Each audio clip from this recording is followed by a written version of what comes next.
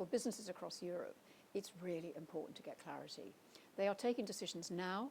We know that from the UK. We have polled our members and 10% have already taken action.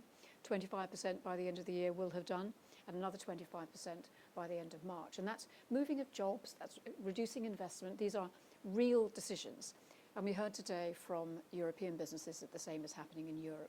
So that is the cost that we're incurring, and that's the reason for needing real urgency and clarity fast.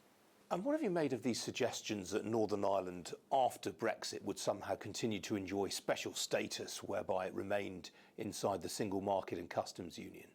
I think this is incredibly complex, and a lot of the issues around customs do kind of get brought into focus in Northern Ireland. There is no doubt that this is a totally fundamental issue for Northern Ireland. I was in Belfast 10 days ago.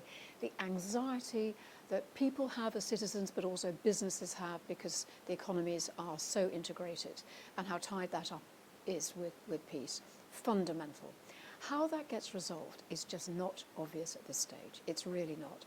And I think one of the challenges will be the movement on to the next phase to try and resolve Ireland between now and Christmas. I think would be too tall an order. So this needs to be part of a phase 2 conversation, a phase 2 discussion, an agreement around what the final deal is.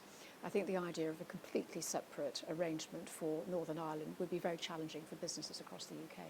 But on the basis of what you've just said, then, it's going to be impossible to move on to trade talks before Christmas. Well, it depends on how much is expected of sufficient progress in this area by Christmas.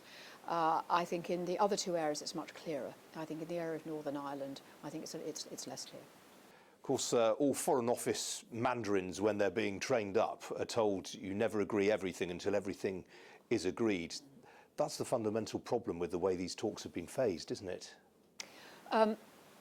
There is inevitably going to be, I think, some holding back of final decisions until the end of the deal. And I think, for example, in terms of the financial settlement, it may well be that we don't have a number on the table.